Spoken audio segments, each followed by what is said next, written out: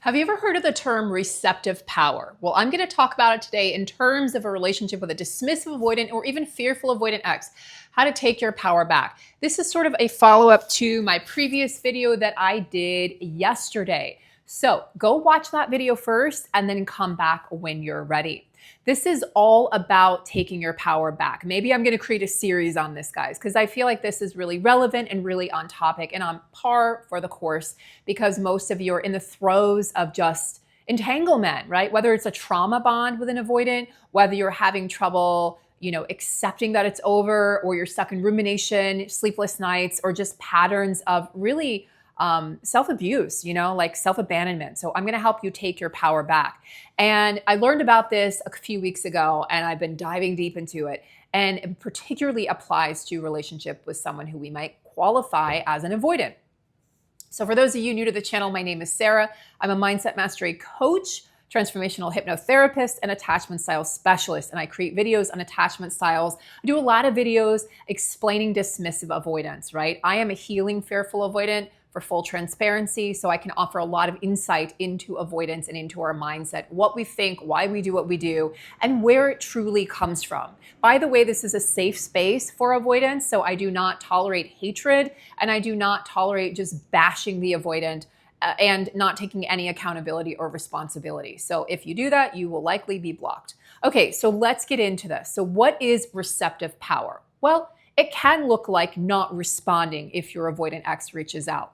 But this is not about doing that out of spite, rather reclaiming your sense of self, reclaiming your power, reclaiming your agency, and stepping into a more empowered state from a disempowered, broken state, what we may qualify as broken. I don't think we're ever broken, but it can certainly feel that way. When you're in a phase of receptive power, so meaning, let's give an example. If your ex wants to connect in a deeper, more real way, right? Sustainable way, then they're going to have to dig deeper. They're going to have to step forward to you rather than you coming to them. They're going to feel this energetic shift. And sometimes stepping back doesn't even mean physically. It can mean energetically. If you've been reaching for them energetically, they're going to feel this. I've spoken to enough avoidants, and I am a healing fearful avoidant. I can tell you when I feel my ex's energy, or when I felt other people's energy in the past, and when I can feel that they're in their power and they're strong. So receptive power in a relationship, especially with an avoidant partner, it's a subtle yet potent form of relational influence. So it's about holding space, creating emotional safety, and embodying emotional regulation. This is, these are the trademarks of a secure system, right? Secure nervous system. But it's not through control, and it's not through pressure, and it's most certainly not through demanding that that person be how you need them to be. When you demand that your ex be how you need them to be, guys, that's not healthy. And a lot of times I see that with anxious partners. You do this, you be this way. And the avoidant person's like, I'm not capable of doing that, right? I'm not doing this to hurt you. I just don't even know how to show up that way, even for myself. So let's understand that if we're expecting other people to be how we need them to be, we're never going to have our needs met. If you need them to do something to feel safe, you're never going to feel safe. We must first create that within ourselves. So we do this through, how do we create receptive power? We do this through presence, empathy, and healthy boundaries. And most people really struggle with the boundaries part. And this kind of power, it doesn't demand anything of the other person. It invites. It doesn't chase. It magnetizes to it. And with an avoidant partner, this approach can be especially powerful and impactful, because avoidant individuals struggle with intimacy and closeness, and they fear it, and they struggle with feeling emotionally safe in the presence of presence, right? So here's kind of the breakdown of this concept of receptive power. So what is receptive power? Well, we kind of talked about it, but it's strength and openness and responsiveness. It's being grounded, attuned, and regulated and clear without over-functioning, trying to fix somebody, right? Trying to fix a situation, anxiousness, or reactivity. It's the opposite of trying to fix or control the other person's behavior, meaning you need to not be avoidant. You need to show up this way, or you need to, not do what you do because it doesn't make me feel safe. It's the opposite of that. Rather than pushing for closeness or demanding it, as I often see anxious partners do, which will trigger your avoidant partner, like it will trigger them to no end. Receptive power communicates softly and gently, but also boldly and fearlessly. I am emotionally available without being emotionally dependent. I respect your space, but I honor my needs too, and I honor my needs for closeness. So let's meet somewhere in the middle. I can stay centered even if you pull away. Why does this matter with avoidant partners? Well, there is a deep-seated fear of I am defective. And they feel like if they show up vulnerably, or if things get too intense or heavy or too close or too intimate, that you may see the real side of them. You may see inside of the facade or through the layers of protection that they've built. So they're afraid to let their guard down, their defenses down, for fear that you may actually reject them. Avoidant partners feel very overwhelmed by emotional demands from a partner, which an anxious partner has plenty of.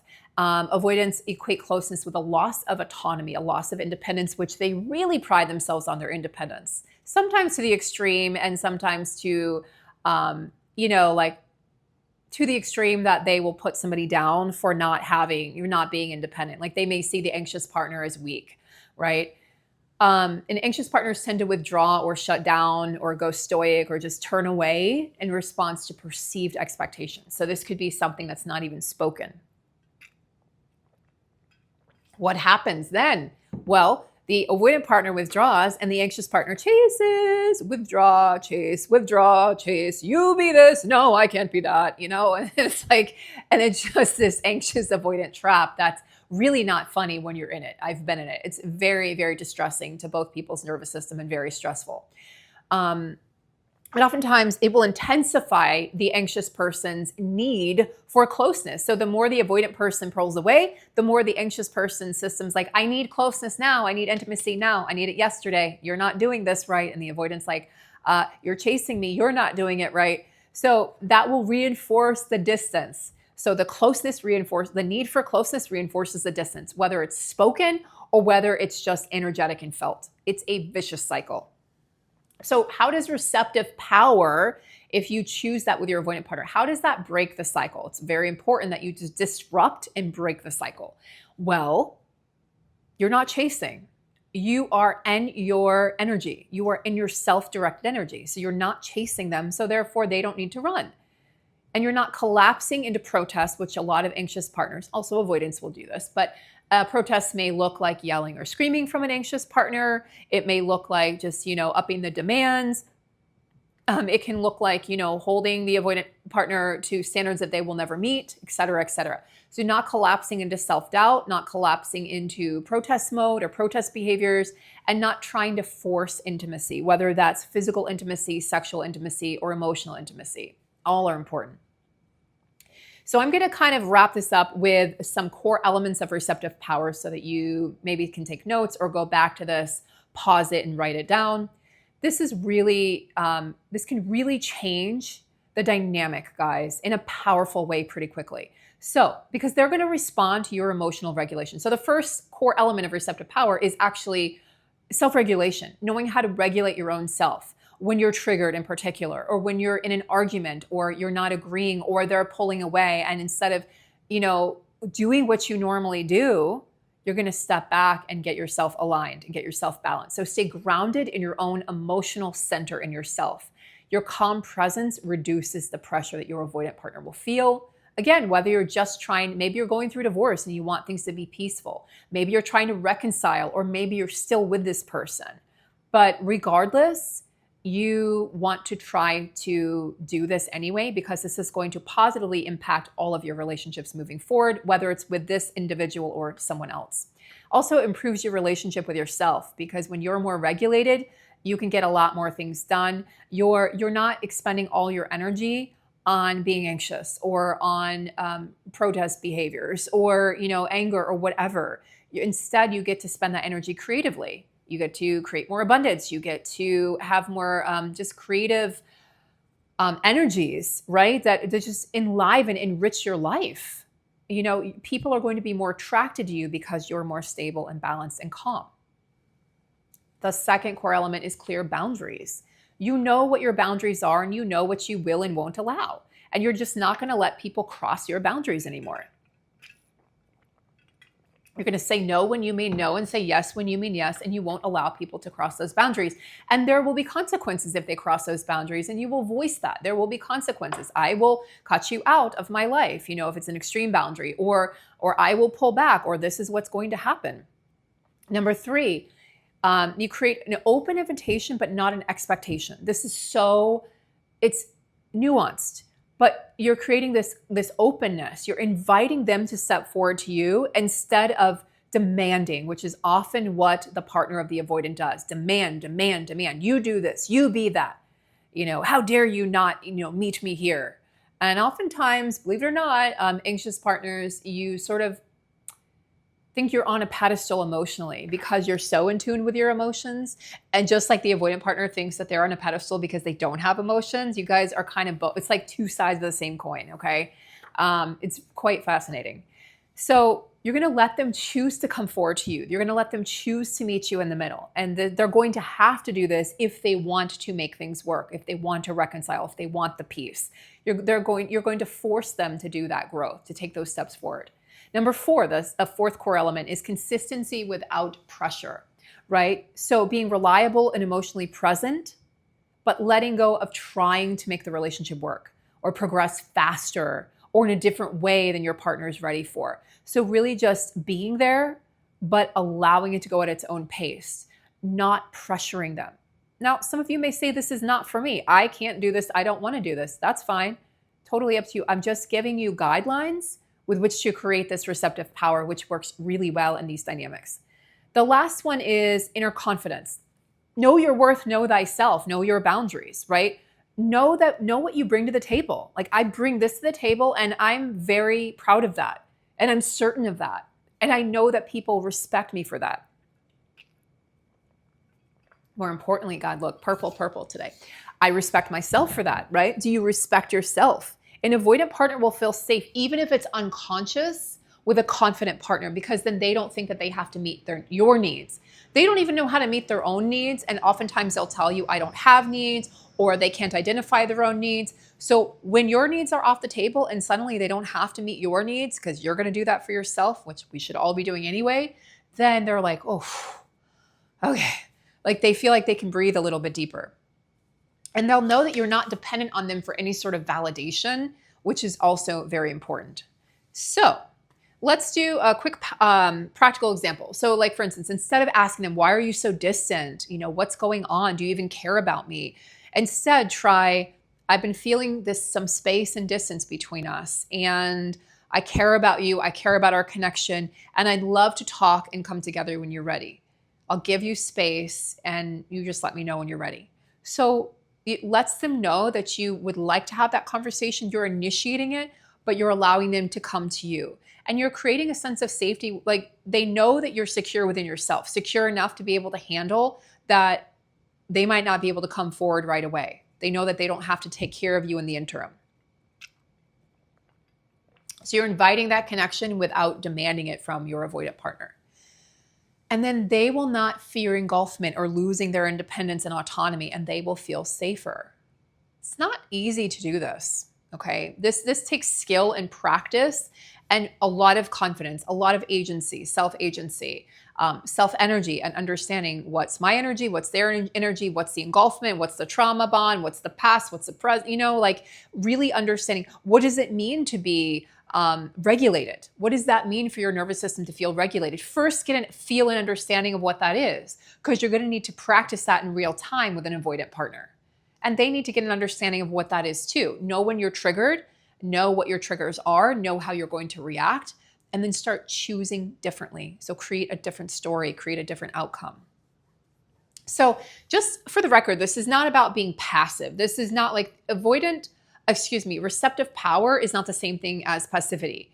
You are not sitting there just allowing them to walk all over you without boundaries. No, you have boundaries. You're clear and you're confident. You're expressing your needs, but you're doing it in a way that doesn't demand. You're doing it in a way that allows, okay? Allowing them to be receptive to what you're saying, to what you need. And it's about being open. It's about being discerning. It's about having healthy boundaries. Are they reciprocating in ways that feel meaningful? If they're not, time to have a conversation about that, right? Are your needs going unmet chronically? And a lot of times, yes, you'll probably yes. Is there avoidance? Is it a phase? Is it a pattern? Is it, have they been like this their whole life? Are they willing to seek help? Are they willing to change? Now, really what needs to happen with the anxious avoidant trap is that the avoidant person needs to get help individually. Okay.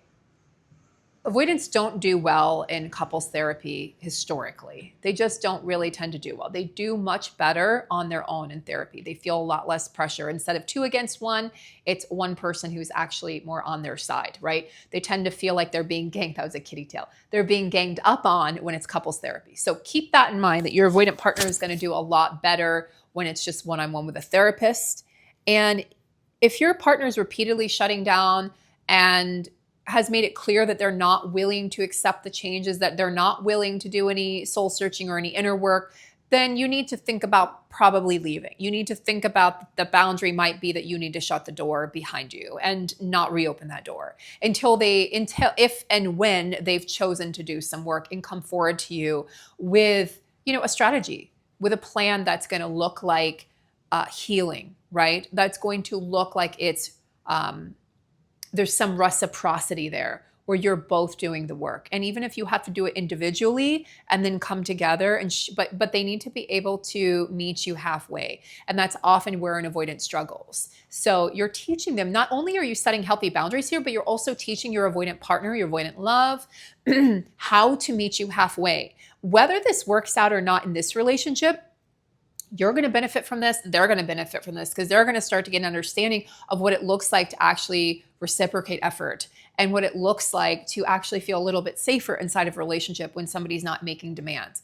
But anxious people, the demands are really, that is for you to understand that when you're making those demands, your avoidant partner cannot respond and cannot hear you. And avoidance, you have to understand that your anxious person needs some sort of clarity and a timeline when you're going to be able to step forward and when you're going to be able to meet them halfway and have that conversation so that they don't feel like they're just kind of stuck in limbo. That's what often an anxious person will say. I'm just stuck in limbo in this relationship. What are we? Where is this going? And when are they coming back? I don't know. Is this a breakup? Are they just ignoring me? Are they mad at me? I don't know. So there's got to be meeting in the middle for both of you. If this video has been helpful, guys, just drop a like, share, subscribe, and stay tuned for more videos. Make sure you are subscribed to all the videos because I've got some projects in the works, as you know. A group healing coming up. It's going to be both online and live. And also I'm reopening my books midnight July 1st. So you can start booking those discovery calls for the month of June. I will start working with clients one-on-one again. And it'll be a limited number of clients. So it's for people who are serious about working with me and serious about making that progress and taking radical self-responsibility to move themselves forward. And yeah, so let me know what you think, guys, and let me know if you have any questions. I'll address as many as I can in the comments below. Take care.